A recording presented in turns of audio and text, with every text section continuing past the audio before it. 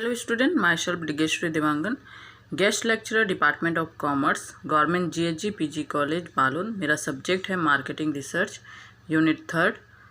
मेरा टॉपिक है विक्रय पूर्वानुमान के प्रकार एवं विधि, method and types of sales forecast. ठीक है, तो देखिए विक्रय पूर्वानुमान के संबंध में जो है, जैसे कि हमने पिछले लेक्चर में घटक पढ़े थे, बाह्य घटक और आंतरिक घटक। तो इस प्रकार जो है बाह्य की स्थिति के संदर्भ में संभावित बिक्री का जो अनुमान लगाया जाता है, तो पूर्वानुमान को जो है 3 भागों में इसमें बांटा गया है: आर्थिक पूर्वानुमान, औद्योगिक पूर्वानुमान और कंपनी पूर्वानुमान।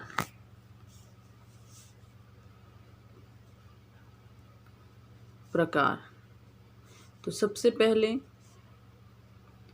आर्थिक पूर्वानुमान।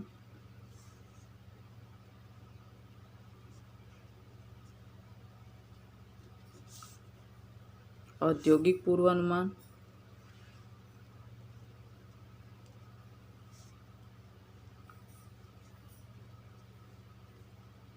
कंपनी पूर्वानुमान।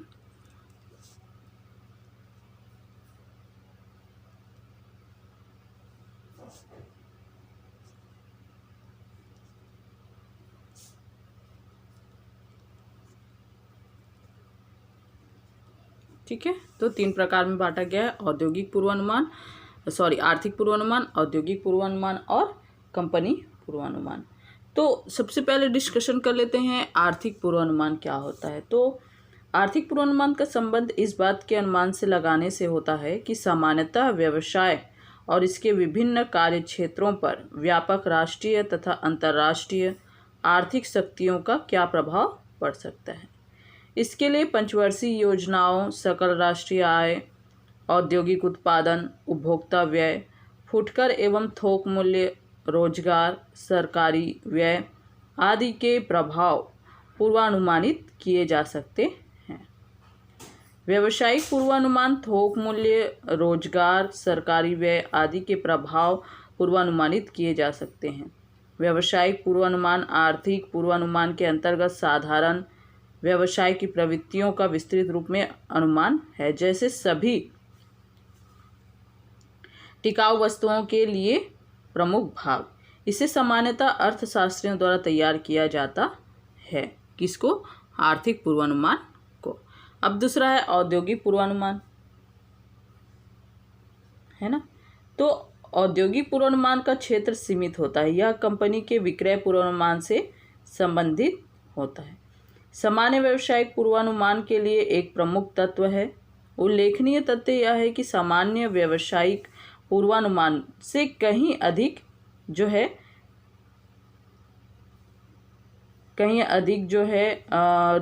व्यापक हो जाता है, लेकिन विक्रय पूर्वानुमान के लिए अभी तक कोई तकनीक विकसित नहीं की जा सकती है। मुख्यतः विक्रय पूर्वानुमान संकुचित क्षेत्र में कार्य करता है, जबकि व्यावसायिक पूर्वानुमान संपूर्ण व्यावसायिक क्षेत्र की प्रवृत्ति का द्योतक है। नेक्स्ट हमारा है कंपनी पूर्वानुमान। तो कंपनी के पूर्वानुमान की तुलना में औद्योगिक पूर्वानुमान का वास्तविकता के अधिक निकट होना पूर्णतः संभव है। इसका कारण यह होता है कि कंपनी के मामले में प्रतिस्पर्धा एक प्रमुख तत्व है जिसका नियंत्रण नहीं किया जा सकता है और जो अनिश्चित भी होता है। वित्तीय प्रबंध, उत्पादन प्रबंध तथा विपणन प्रबंध के लिए सही विक्रय पूर्वानुमान के आंकड़े बड़े कार्यशील उपकरण बन जाते हैं। तो ये तो हो गया प्रकार। अब है विधियां।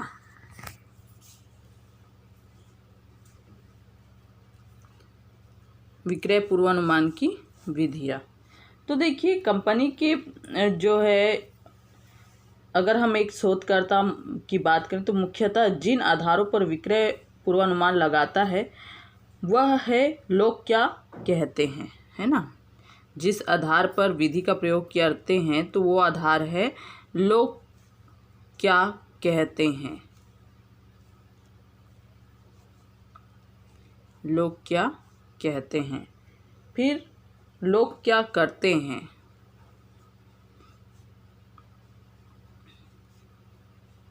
लोग क्या करते हैं। फिर तीसरा है लोगों ने क्या किया। लोगों ने क्या किया। तो ये जो है 3 बातें हैं जिसके आधार पर जो है विधियां तैयार होती है। अब देखिए प्रथम स्थिति ये होती है कि क्रेताओं या उनके निकटतम व्यक्तियों की राय के आधार पर पूर्वानुमान लगाया जाता है, जबकि द्वितीय स्थिति में बाजार परीक्षण का सहारा लिया जाता है, और जो तृतीय स्थिति है उसमें गणितीय एवं सांख्यिकी आधारों पर पूर्वानुमान लगाया जाता है ना। ये 3 स्थिति है। तो अब जैसे कि मैंने बताया कि प्रथम स्थिति में क्या होता है, क्रेता तथा उनके जो निकटतम व्यक्ति है उसके आधार पर पूर्वानुमान लगाया जाता है। अब जो दूसरी स्थिति है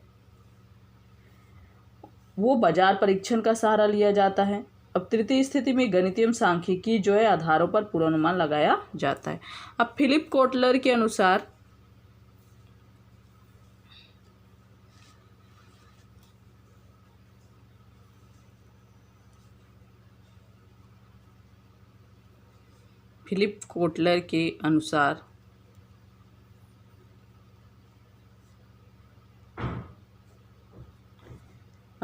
पूर्वानुमान की विधियों को निम्नलिखित भागों में बांटा है।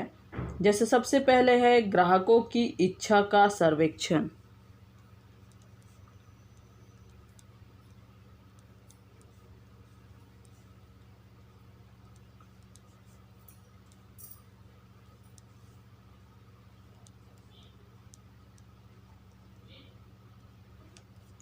ग्राहकों की इच्छा का सर्वेक्षण, तो सबसे पहले इसमें ग्राहकों की इच्छा और उसकी रुचि आवश्यकता का सर्वेक्षण किया जाता है ना। तब कहीं जाके जो है विधियाँ तैयार, मतलब इस विधि के अंतर्गत ग्राहकों की इच्छाओं का, आवश्यकताओं का, ज़रूरतों का सर्वेक्षण किया जाता है कि वो जो ग्राहक है उसकी किस वस्तु में इच्छा है, आवश्यकता है, किस वस्तु की उनकी आवश्यकता है। दूसरा है विक्रय बल सम्मिश्रण राय।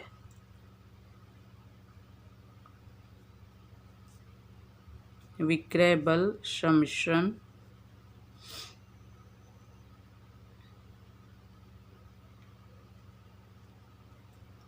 राय। फिर नेक्स्ट है विशेषज्ञ राय।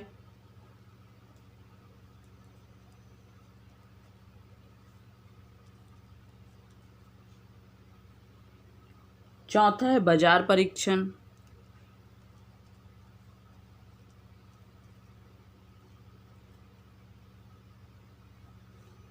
काल श्रृंखला विश्लेषण।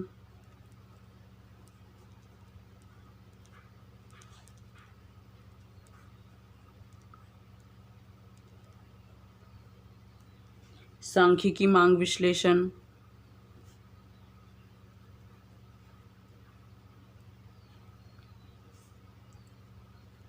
सांख्यिकी मांग विश्लेषण।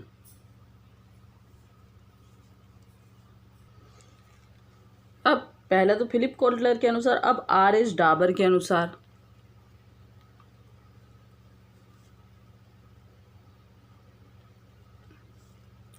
R.S. डाबर के अनुसार जो है पूर्वानुमान की विधियां, तो इसमें है अधिशासी राय पद्धति,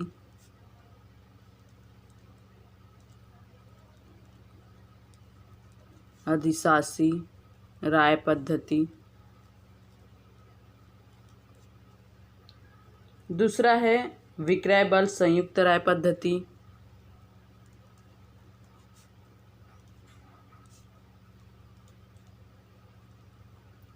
संयुक्त राय पद्धति।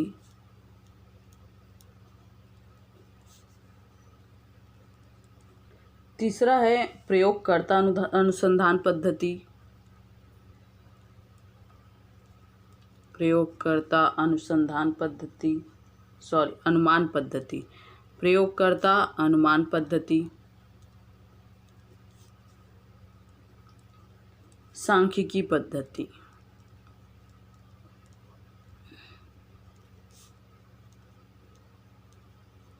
तो ये तो हो गए जो है लेखक के अनुसार जो परिभाषी है ना, उनके अनुसार जो है हमारे विधि हैं, उनके अनुसार जो विधियां हैं, है ना। फिलिप कोटलर के अनुसार विधि है, 6 विधि है। आर.एस. डाबर के अनुसार 4 विधि है। लेकिन जो मुख्य विधि है, मुख्य विधियां,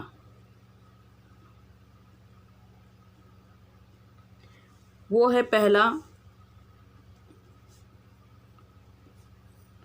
कार्यवाहक समीक्षा,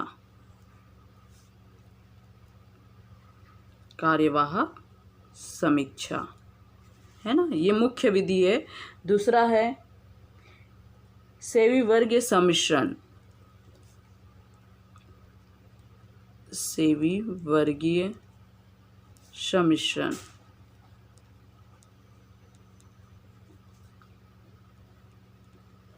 प्रयोगकर्ताओं की पूर्वादशा, प्रयोगकर्ताओं की पूर्वादशा।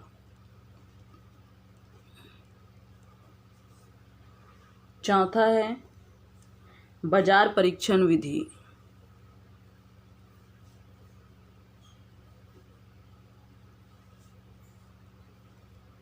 बाजार परीक्षण विधि।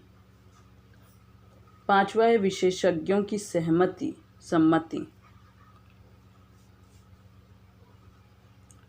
विशेषज्ञों की सम्मति। छठवा है सांख्यिकी एवं परिणात्मक रीति,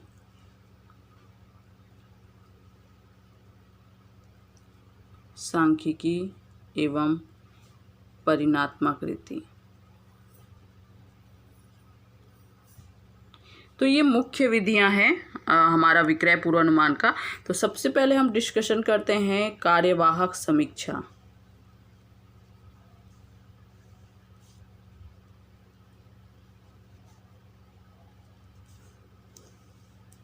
कार्यवाहक समीक्षा। तो देखिए, कार्यवाहक समीक्षा इस विधि में शीर्ष जो टॉप होता है वो कार्यवाहकों की समितियों और विचारों को एकत्र करके उनका जो है औसत निकाला जाता है या किसी अन्य प्रकार से मूल्यांकित किया जाता है। एक कंपनी के विभिन्न विभागों से संबंधित कार्यवाहकों की समितियां अनुभव का व्यापक भंडार होता है।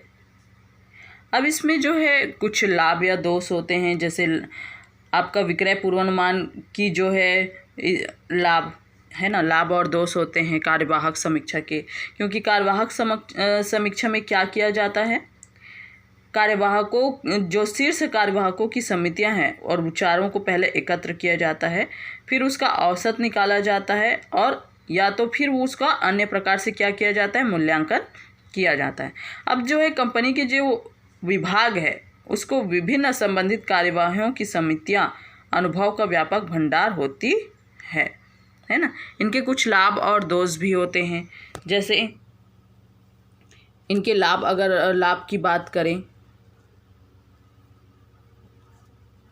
लाभ तो इनके लाभ होते हैं विक्रय पूर्वानुमान, मतलब जो पूर्वानुमान है शीघ्रता एवं सरलता से लगाया जा सकता है ना। इसमें जो लाभ होता है वो है पूर्वानुमान सरलता और शीघ्रता से लगाया जाता है।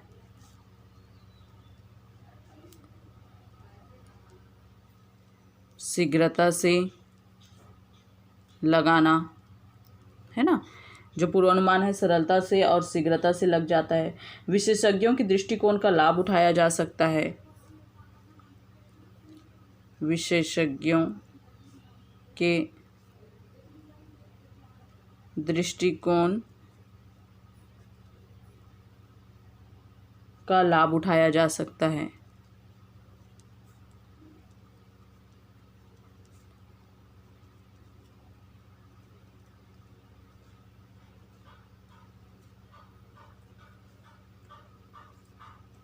फिर तीसरा लाभ है पर्याप्त समंकों के अभाव में पूर्वानुमान की यही विधि उचित होती है।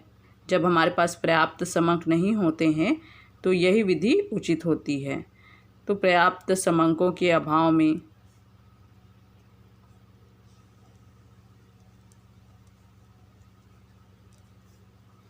यही विधि उचित होती है।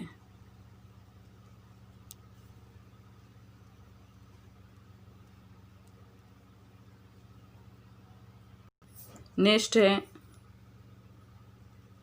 पूर्वानुमान हेतु विस्तृत सांख्यिकी जुटाने की आवश्यकता नहीं होती।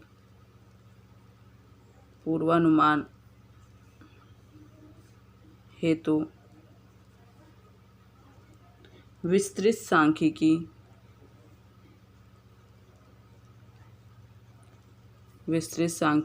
जुटाने की आवश्यकता नहीं होती।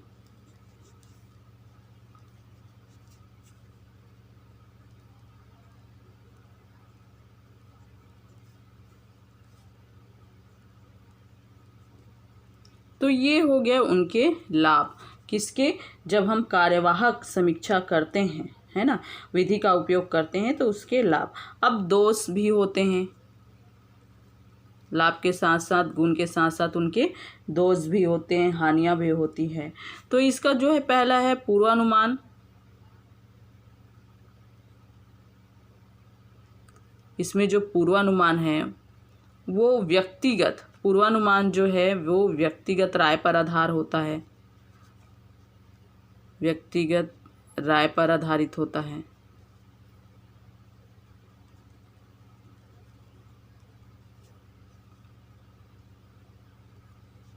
व्यक्तिगत राय पर आधारित होता है, अतः पूर्णतः सही नहीं होता, है ना, क्योंकि ये व्यक्तिगत राय पर आधारित होता है इसलिए यह पूर्णतः सही नहीं होता। फिर अधिकारियों का महत्वपूर्ण समय नष्ट होता है, अधिकारियों का महत्वपूर्ण समय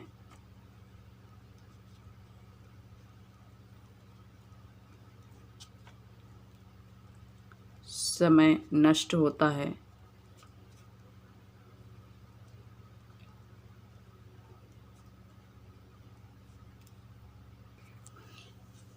उत्तरदायी नहीं ठहराया जा सकता, उत्तरदायी नहीं ठहराया जा सकता।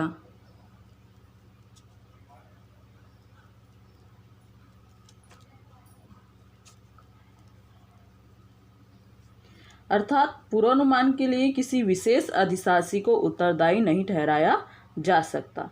नेक्स्ट है, वस्तु समयांतर एवं बाजार के आधार पर विज्ञापन करने में कठिनाई होती है। ठीक है, अब दूसरा है विक्रय बल या सेवी वर्गीय सम्मिश्रण। विक्रय बल या सेवी वर्गीय सम्मिश्रण,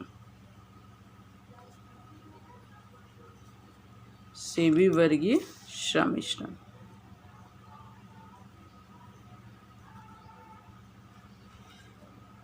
विक्रय बल या सेवी वर्गीय सम्मिश्रण। तो इसके अंतर्गत जो है इस विधि में विक्रय कर्मचारियों या प्रबंधकों के विचार मालूम किए जाते हैं ना, जो कर्मचारी है, विक्रय कर्मचारी, और जो प्रबंधक है उसके क्या विचार है इसमें मालूम किया जाता है। इसके कई रूपांतरण संभव है। भावी विधि की जो है सासों के बारे में विक्रय कर्मचारियों के मिले जुले विचार, व्यक्तिगत विक्रयकर्ताओं द्वारा प्रस्तुत किए गए भावी विक्रय के अनुमानों की क्रमशः कार्यवाहक स्तर पर सावधानी से जांच करके ज्ञात किया जाता है। अब इसके भी जो है लाभ और दोष होते हैं। जैसे लाभ, ये आदमी ना बहुत इसके क्या लाभ होते हैं, देखिए इसके लाभ है, बाजार के निकट संपर्क में रहने वाले व्यक्तियों की निर्दिष्ट ज्ञान का प्रयोग किया जाता है ना, मतलब जो विशिष्ट ज्ञान का प्रयोग,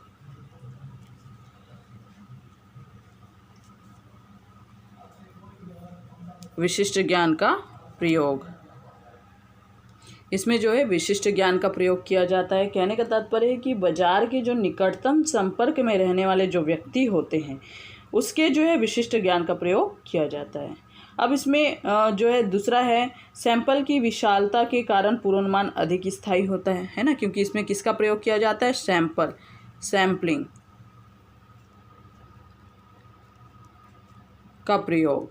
तो सैम्पलिंग का प्रयोग के कारण जो है इसकी जो पूर्वानुमान है वो अधिक क्या हो जाता है, स्थायी होता है। फिर तीसरा है, विक्रय कोटा विकसित करने में यह विधि विक्रय शक्ति को अधिक आत्मविश्वास उपलब्ध कराता है ना। क्या उपलब्ध कराता है, आत्मविश्वास उपलब्ध कराता है।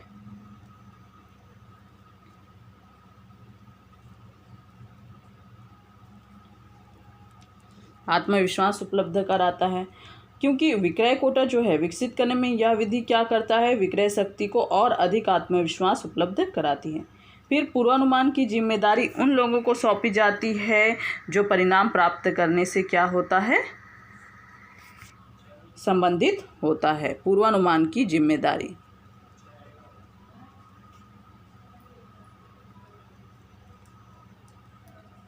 पूर्वानुमान की जिम्मेदारी,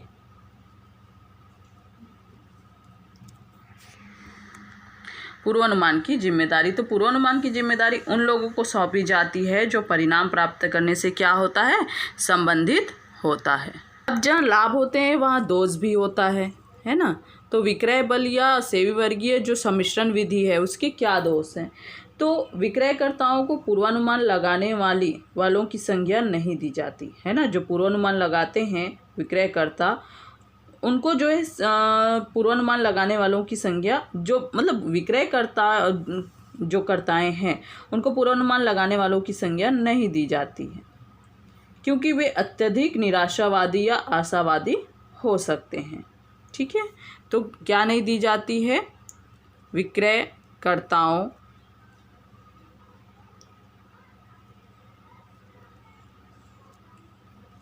को पूर्वानुमान लगाने की संज्ञा नहीं दी जाती।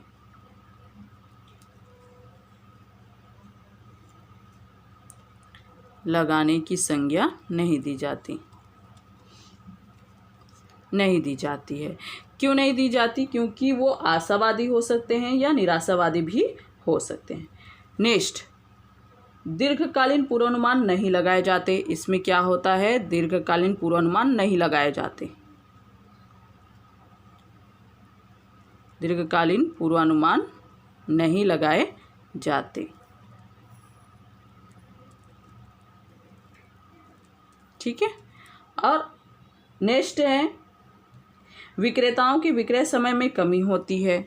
इनका जो दोष है वह है विक्रेताओं के विक्रय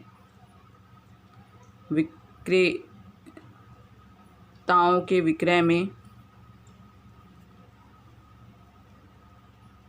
विक्रय समय में कमी होती है, समय में कमी होती है।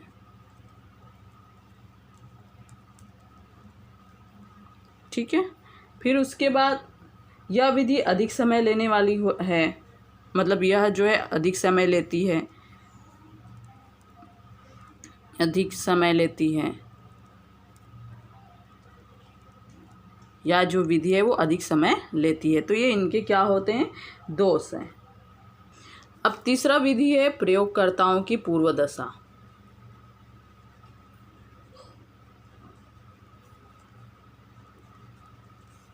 प्रयोगकर्ताओं की पूर्व दशा, प्रयोगकर्ताओं की पूर्व दशा। ठीक है, तो यह विधि कुछ ऐसे उद्योगों में कार्यरत निर्माताओं के लिए जहां पूर्वानुमान के आधार के लिए प्रयोग आने वाले आंकड़ों का अभाव होता है ना, वहीं जो है बहुत उपयोगी होती है।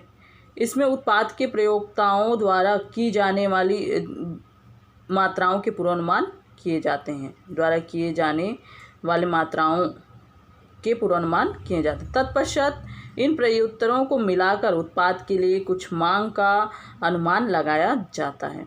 इससे उस मांग का अनुमान तैयार किया जाता है जो कि पूर्वानुमान लगाने वाली जो है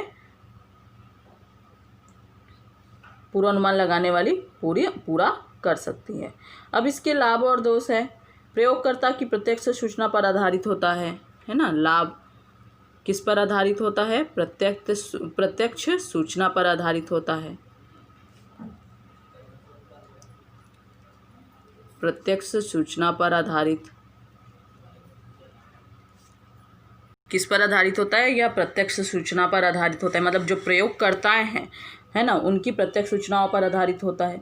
अन्य विधियों के अनुपयुक्त होने की दशा में भी यह विधि पूर्वानुमान में उपयुक्त होती है।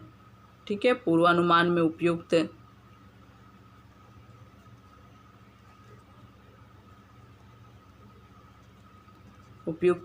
जो अन्य विधि है ना, वो उपयुक्त नहीं होती, लेकिन ये जो विधि है वो पूर्वानुमान में क्या होती है? उपयुक्त होती है। जैसे नया औद्योगिक उत्पाद जहाँ भूतकालीन रिकॉर्ड उपलब्ध नहीं होता है ना। कोई नया औद्योगिक उत्पाद है और जो भूतकालीन रिकॉर्ड उपलब्ध नहीं है उनके पास, है ना, तो उनके लिए यह उपयोगी होता है।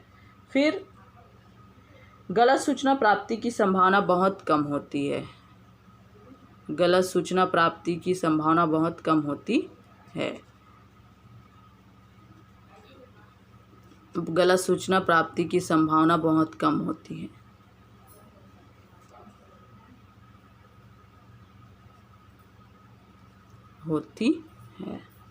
ठीक है, तो ये तो हो गया उसका जो है लाभ। अब दोष क्या होता है? असीमित उपभोक्ताओं की दशा में इसका प्रयोग संभव नहीं है।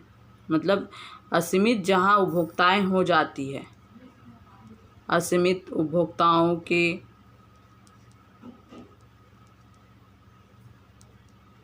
की दशा में यह उपयुक्त नहीं है। सीमित दशा उपभोक्ताओं के लिए है। असीमित जहाँ उपभोक्ता हो जाता है वहाँ इसकी जो है यह उपयोगी नहीं होती है। दशा में प्रयोग संभव नहीं है।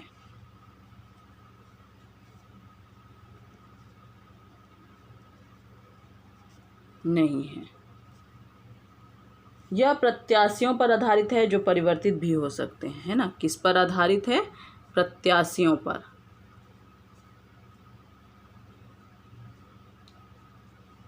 पर आधारित, जिसमें परिवर्तित भी, मतलब जिसमें परिवर्तन भी हो सकते हैं। दीर्घकालीन विक्रय पूर्वानुमान के लिए अनुपयुक्त है। कोई दीर्घकालीन पूर्वानुमान है उसके लिए यह क्या है? अनुपयुक्त है। दीर्घकालीन पूर्वानुमान के लिए पूर्वानुमान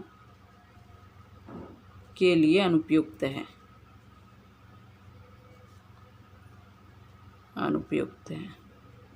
ठीक है, तो ये तो हो गया हमारा प्रयोगकर्ता की पूर्व दशा। अब हमारा नेक्स्ट पॉइंट है वह विशेषज्ञों की सम्मति।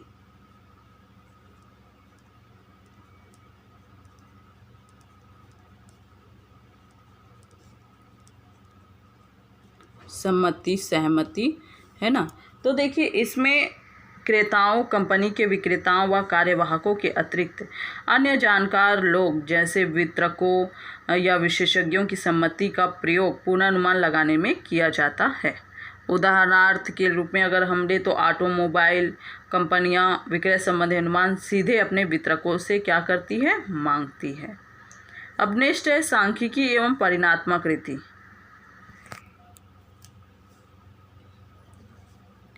सांख्यिकी एवं परिणात्मक रीति।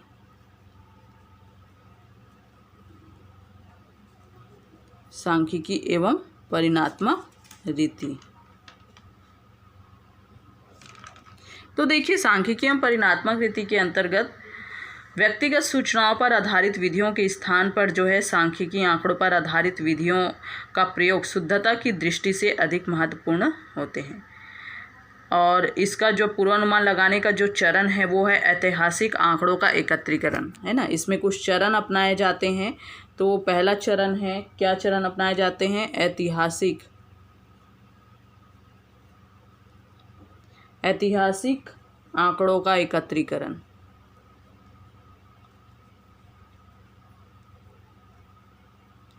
है ना। ऐतिहासिक आंकड़ों का क्या? एकत्रीकरण। फिर आंकड़ों का सांख्यिकी शुद्धिकरण, आंकड़ों का सांख्यिकी शुद्धिकरण।